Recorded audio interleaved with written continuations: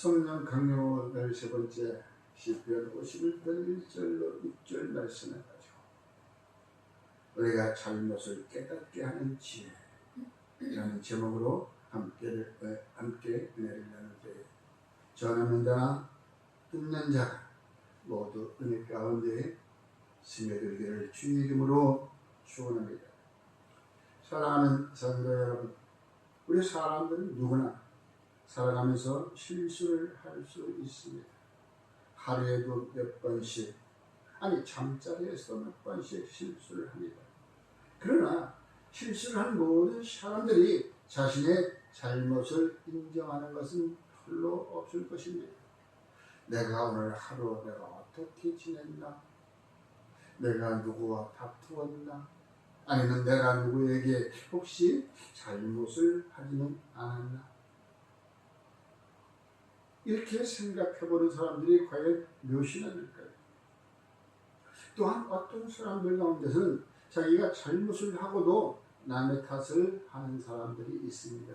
그 일은 그 사람 때문이야. 그 사람이 좀 앞에 나서잖아. 나 그 사람 그렇게 나서는 걸 나 꼴보기 싫어. 그 사람 뭐 그렇게 해도 당연하지. 그거 싸지 뭐. 이렇게 어떤 사람들은 자기의 잘못을 알고도 또 자존심 때문에 인정하지 않고 남의 탓으로 돌리고 맙니다. 이러다 보면 사람들은 시간이 지나면 그때도 잘못한 거 괜찮아질 거야 라고 생각하면서 덮어버리고 말아버리죠. 우리는 그렇게 살아왔습니다. 그러나 오늘 성경은 우리에게 이렇게 말합니다. 잘못을 깨닫는 것이 지혜라고. 잘못을 깨닫는 것이 지혜라고. 오늘 본문에서 다윗 왕은 이와 같이 얘기합니다. 그 다윗 왕은 모든 것을 가진 사람입니다. 또한 하나님 앞에서 자신의 주의보다 자신의 죄가 먼저였다는 것을 보이는 사람이었습니다. 다윗은 변명하지 않았습니다. 내가 왕이기 때문에 그럴 수도 있어. 그 높은 지위에 있었기 때문에 그의 눈이 있었고 그의 말 한마디가 곧 명령이고 법이기 때문에 그는 모든 것을 혼자서 그 일들을 저지를 수 있다는 것이죠. 내 눈에 보이는 그 상황 그대로 내 눈에 보였기 때문에 내 눈에 보이지만 않았다면 그 담벼락 넘어 목욕하는 모습을 보이지 않았다면 아마 다른 사람들도 그렇게 얘기했을 거예요. 견문의 생심이라고 눈에 보이기 때문에 그와 같은 욕심이 생겼을 것이었습니다. 이와 같이 오늘 다윗은 나단 선지자 앞에서 고백을 합니다. 하나님이여 주의 인자를 따라 내게 은혜를 베푸시며 다윗에게 가장 필요했던 것은 체면을 지키는 모습이 아니라 자신의 잘못을 깨닫는 지혜를 달라고 하는 것이었습니다. 주님 앞에 자기의 잘못을 거짓 없이 내어놓는 그런 다윗. 오늘 우리에게도 이와 같은 지혜가 있기를 필요로 합니다. 첫 번째로 거짓이 없는 순수한 고백이 있어야 된다는 것입니다. 잘못을 깨닫는 사람은 자신의 모습을 정직하게 바라봐야 된다는 것이죠. 오늘 3절에서 이렇게 고백합니다. 무릇 나는 내 죄가를 아오니 라고 말합니다. 내 죄가를, 내가 저지른 죄를 안다고 고백합니다. 내가 잘못을 고백하면 어떠한 그 징벌이, 하나님의 그 무서운 징벌이 내게 올 줄 알면서도 그는 그 앞에 고백합니다. 이와 같이 자기의 죄를, 자신의 모습을 정확하게 거짓없이 내어놓는 다윗의 모습이야말로 오늘날 우리가 배워야 할 것이고 따라야 할 것입니다. 그러므로 내 죄가 항상 내 앞에 있다라고 고백합니다. 그 모든 죄들이 항상 내게서 떠나가지 아니하고 내 앞에 있다는 거예요. 내 자리 앞에. 다윗은 이렇게 고백했었습니다. 주님, 이제 다윗은 자신의 죄를 남에게 씌우지 않았습니다. 우리아에게도 씌우지 않았었던 것입니다. 자신의 환경 뒤에 감추지 않았습니다. 자신의 환경이 얼마나 자기를 감추기에 좋습니까? 왕으로서. 오늘날 우리 위정자들이나 시위자들이 자신의 죄를 자기의 권력 앞에 권력 뒤에 감추고 살지는 않습니까? 오늘 우리들의 지도자들이, 우리 교육자들이 자기들의 자신의 죄를 자신의 그 뒷모습으로 감추고 살아가지는 않습니까? 여러분, 내 환경과 내 신분을 이용해서 죄를 감추지 마시고 덮어씌우지 마십시오. 왕이라고 하는 신분 뒤에도 감추지 마십시오. 오늘 다윗은 왕이지만 자기의 신분을 위해서 죄를 감추지 않았습니다. 내 죄가 항상 내 앞에 있다라고 그런 주님 앞에 나아가 무릎을 꿇며 회개를 했습니다. 이것이 바로 우리 저와 여러분의 회개의 출발점이라는 것입니다. 우리는 다른 사람의 잘못을 보면서도 내 잘못, 자신의 잘못을 보지 못하는 것이 많습니다. 남의 눈, 남의 옷에 붙어있는 티끌, 이런 티끌은 보이면서도 내 눈에 들어있는 태들보를 보지 못하느냐고 주님께서 말씀하시듯 우리들은 항상 남의 잘못은 아주 잘 들춰냅니다. 내 잘못은 항상 내 뒤로 감추려고 하지요. 감추기 위해서는 더 큰 거짓말이 필요하고 더 큰 힘이 필요해서 높아지려고 그러한 사람들이 오늘 저와 여러분의 위정자로 있지는 않을까요? 이제 우리는 하나님 앞에 한번 우리 자신을 한번 물어봅니다. 그 사람들을 말고 과연 나는 어떤가? 이런 질문 앞에 서는 것이 바로 여러분 지혜인 것입니다. 여러분이 내놓은 지혜. 사람은 거울을 보면서 얼굴이나 옷 매무새 외모의 흠집을 발견합니다. 그래서 우리는 거울을 보면서 많이 치장을 하지요. 그러나 영혼이라고 하는 그 흠은 거울을 볼 수 있지 않습니다. 영혼의 흠을 볼 수 있는 것은 바로 말씀이라고 하는 거울인 것입니다. 바로 말씀이라고 하는 그 거울 앞에 내 삶을 비춰보며 나는 과연 그 앞에 바른가? 말씀 앞에 서면 내 안에 여러 가지 흠들이 보여지기 시작합니다. 그것이 곧 회개하는 사람들의 말이죠. 내 안에 교만이 보이기 시작하고 내 안에 욕심이 보이기 시작하고 내 안에 미움도 싹이 텄다는 것이 보입니다. 또한 내 안에 용서하지 못하는 마음들이 보입니다. 여러분, 내 안에 하나님보다 세상을 더 사랑하는 마음이 보이기 시작합니다. 이러한 것들은 내가 신앙의 연조가 좀 있었다고 매일매일 내가 죄를 회개했다고 그 죄가 다 없어져 보이는 것은 아닙니다. 오히려 하나님과 가까이 할수록 내가 얼마나 부족한 사람인가 더 깊이 깨닫는 것 그 자체가 있어야 되는 것입니다. 사랑하는 성도 여러분, 오늘 하나님 앞에서 남의 잘못을 찾는 시간이 아니라 내 모습을 진정으로 발견하는 시간이 되기를 주의 이름으로 축원합니다. 주님, 내 남편 좀 고쳐주세요.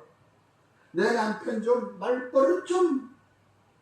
이것이 아니라 주님, 먼저 나를 고쳐주세요. 더욱 가까이 갈수록 힘쓰는 사람이 되게 해주세요.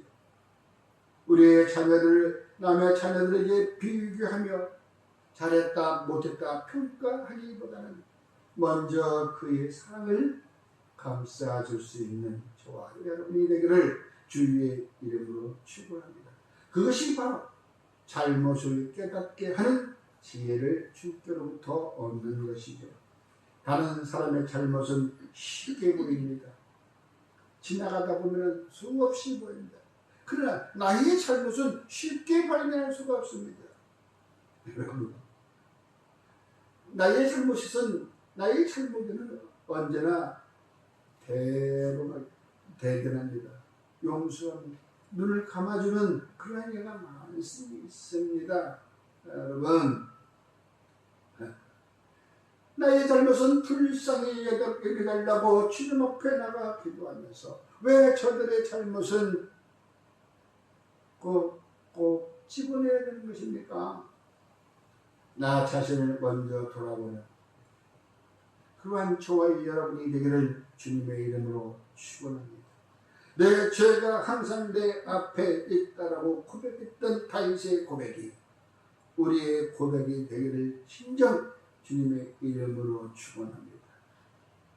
두 번째로 우리가 주님 앞에 정직한 영으로 잘못을 깨닫는 사람은 죄를 감추지 않고 가지고 나아갑니다. 감추지 않고 하나님 앞에 가지고 나갑니다. 다윗이 회개에서 가장 오늘 아름다운 모습을 볼 수 있습니다. 죄를 깨달은 다음에 하나님께로 나아갔다는 것입니다. 그냥 나간 것이 아니에요. 시편 51편 1절에서 다윗이 고백한 말씀은 하나님이여 주의 인자를 따라 내게 은혜를 베푸시며 라고 말씀하고 있습니다. 하나님, 제가 왕이니까 한 번만 봐주세요. 왕이니까 그럴 수 있는 거 아니에요. 이와 같이 이러한 하나님 앞에 주장을 하지 않았습니다. 그가 붙든 것은 자신의 공로가 아니라 하나님 인자하심이었다는 것입니다. 하나님은 이와 같이 인자하심이 풍성하신 분이신 줄 믿으시기 바랍니다. 저와 여러분이 잘못을 하고 때에 따라서는 엄청난 일을 저질렀다 할지라도 우리가 회개하고 그 잘못을 주님 앞에 가지고 나가 고백할 때 주님은 그 길을 그것을 나무라지 않고 고집하지 아니하고 내치지 아니하고 오히려 그래 너희 마음을 내가 잘 안다 라고 감싸 주실 것입니다. 감싸 주시는 그분 앞에서는 다 해답이 있다는 것이죠. 바로 우리가 그 잘못을 헤쳐나갈 길이 있다는 것을 오늘 저와 여러분에게 가르쳐주고 있는 것입니다. 나의 죄악을 말갛게 씻으며 나의 죄를 깨끗게 해달라고 기도합니다. 우리의 중요한 사실을 발견하게 되는 것입니다. 죄를 깨닫는 것은 끝이 아니라 새로운 시작이라는 것입니다. 그것이 곧 이제부터 내는 낙심은 떠나가라. 죄를 깨달았다고 낙심만 하고 있으면 하는 것이죠. 기도할 수 있는데 왜 너희들은 낙심하느냐. 주님 앞에 우리가 부르짖어 말할 수 있는데 왜 너희들은 자꾸 도망가려고만 하느냐. 나는 왜 이것밖에 안 될까. 나의 자신을 너무 초라하게 비약하지 마십시오. 나는 정말 구제불능인가. 하나님께서 나를 용서하실까. 여러분, 사람들은 때가 되면 그 때가 어느 때인지 잘 아시겠죠? 주님 앞에 설 때가 되면 하나님이 나를 알아보실까? 과연 나는 하나님 앞에 구제받을 수 있을까?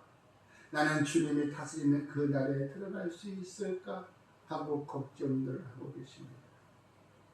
저에게도 여러분 이제 소천하시는 분들이 그와 같은 말씀하십니다. 목사님, 내가 주님 앞에 서면 나를 알아볼까요? 주님, 나도 천국에 들어갈 수 있을까요? 그것이 두렵다고 합니다. 그래서 걱정하지 마십시오. 지금까지 당신께서 하셨던 일을 주님은 다 기억하고 있습니다. 10번 잘했다고 한 번 잘못했던 것을 가지고 용서하지 않으시고 100번, 1000번, 10,000번 잘못했더라도 단 한 번 내가 주님을 사랑했다면 주님은 그 사랑을 기억하고 있습니다.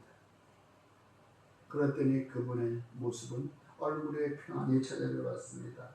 여러분, 그렇게 심령이 주저앉아 있던 심령들이 다시 새 힘을 얻고 새롭게 시작하는 그 길에 들어섰다는 것이죠.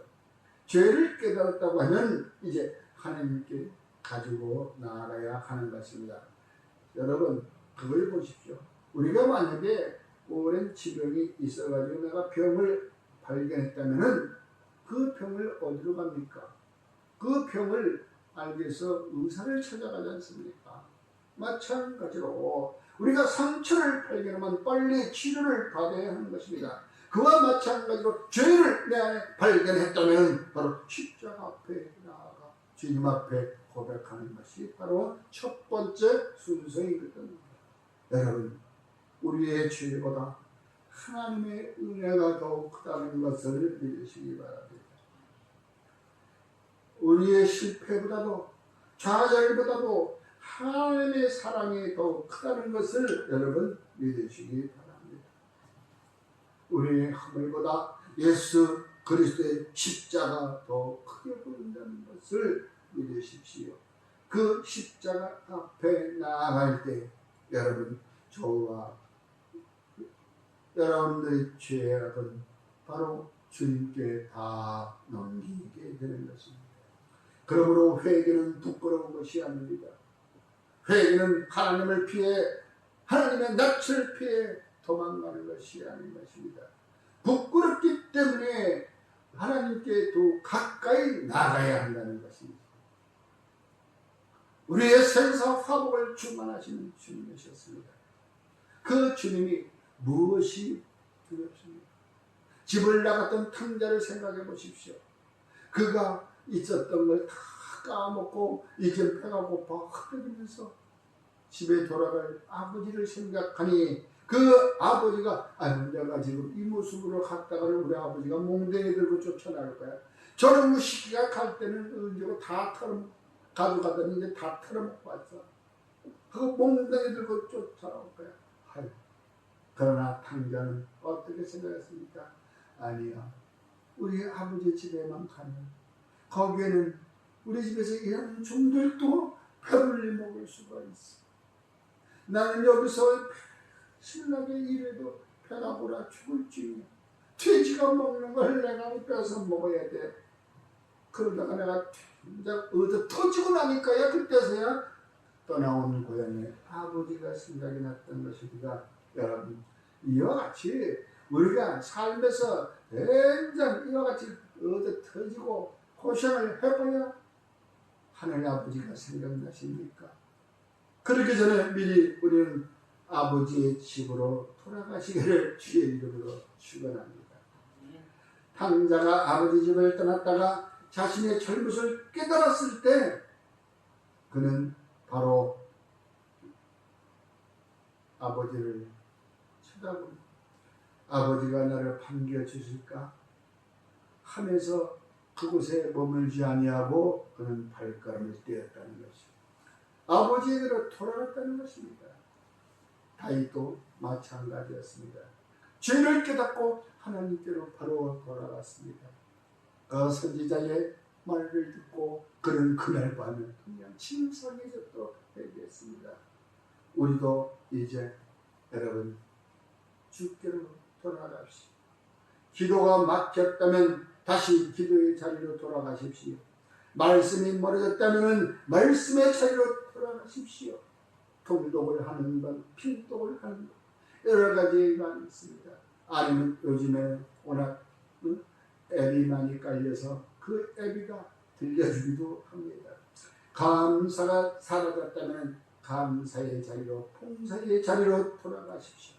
사랑하지 못했다면 사랑의 자리로 돌아가십시오. 미움과 용서가 다 이루어지는 그곳에 회개는 뒤로 물러나는 것이 아니라 하나님께로 다시 돌아가는 것이 바로 회개인 것입니다. 미움이 사라지고 용서가 넘쳐나며 입에서는 용서함이 감사로 변하여 나타나게 되는 것입니다. 그늘에 풍성하신 하나님께 우리는 기도하기 바랍니다. 우리의 죄와 허물을 깨닫게 하시고 또한 하나님께는 나아가지 못했던 우리의 연약함을 용서해 주십니다. 죄를 숨기지 말고 십자가 앞에 내려놓게 하시며 우리의 의가 아니라 하나님의 은혜를 붙들고 고백하는 저와 여러분이 되기를 주의 이름으로 축원합니다. 넘어졌을 때 다시 일어나고 멀어졌을 때 다시 돌아오는 믿음이 샘솟는 저와 여러분이 되기를 다시 한번 주의 이름으로 축원합니다. 또한 우리가 잘못을 깨닫는 지혜는 하나님 앞에서 진실하게 사는 데까지 나아가는 것입니다.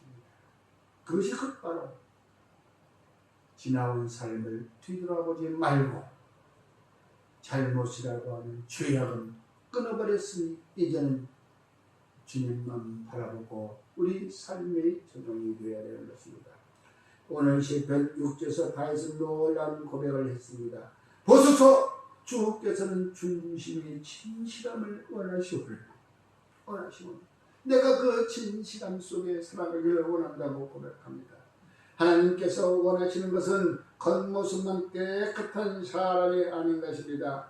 하나님께서는 중심의 진실함을 원하시고 계신다는 것을 믿으시기 바랍니다.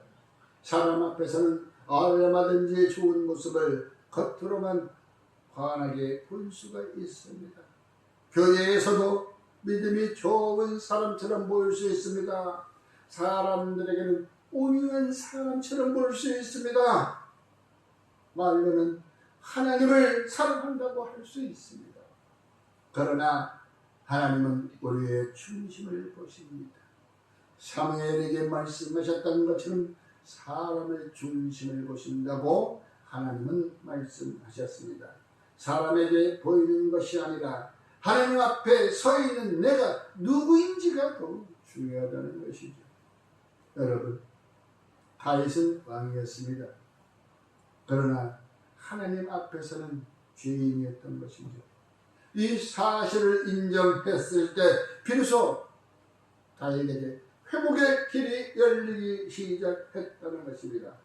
오늘 우리에게도 필요한 것은 겉모습만 완벽한 것이 아닙니다.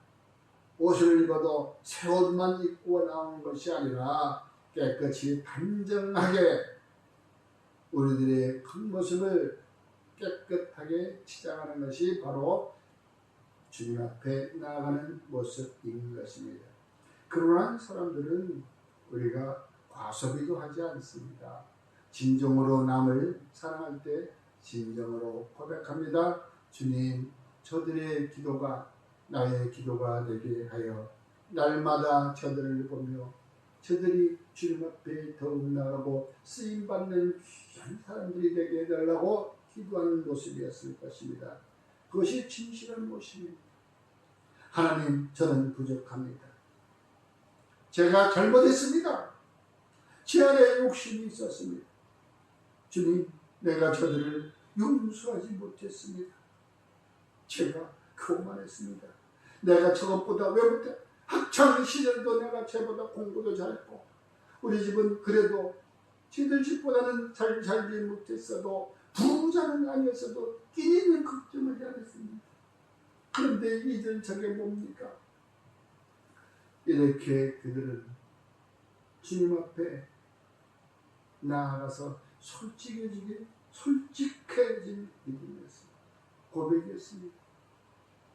여러분, 진정한 회개는 반드시 삶으로 이어져야 한다는 것을 믿으시기 바랍니다.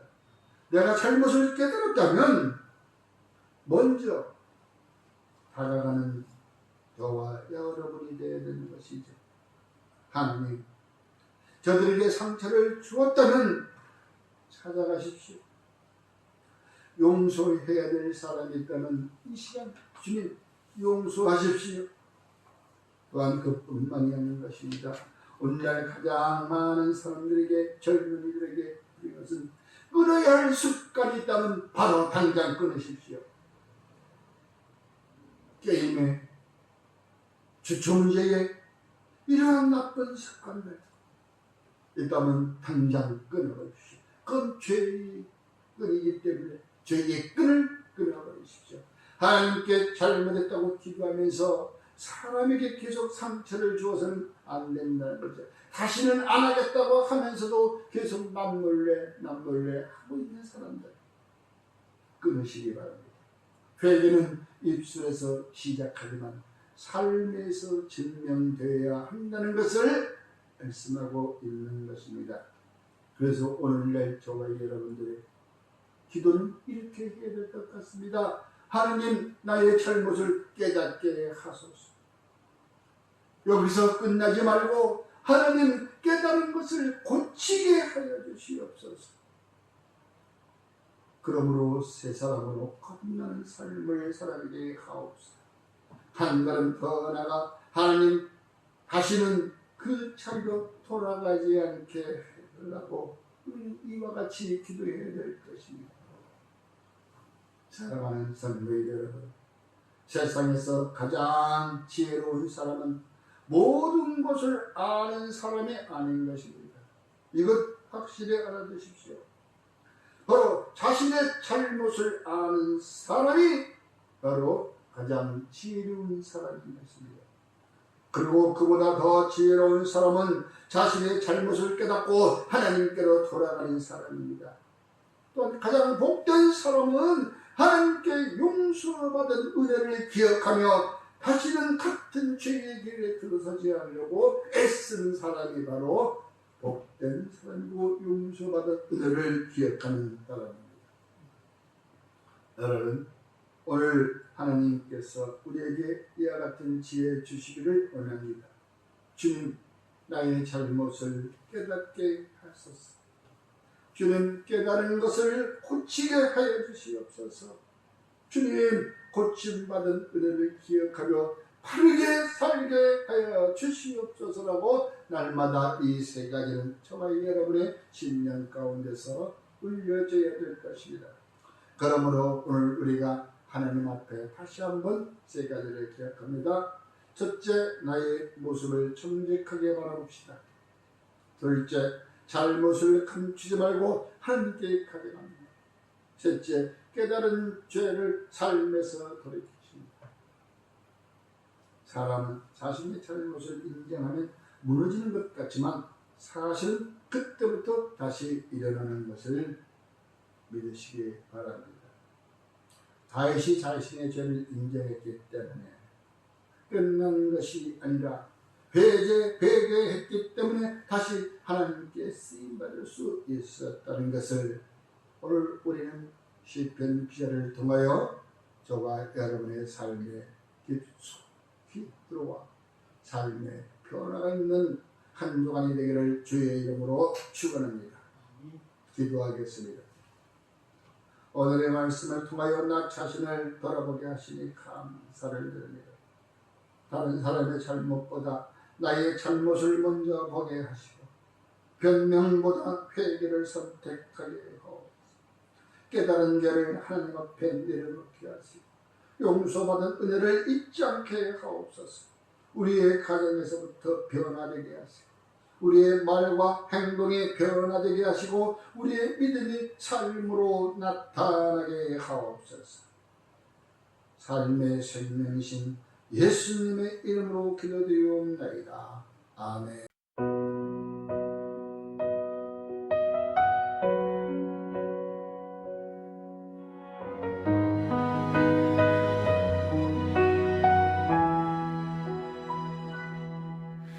Cut my heart open. Let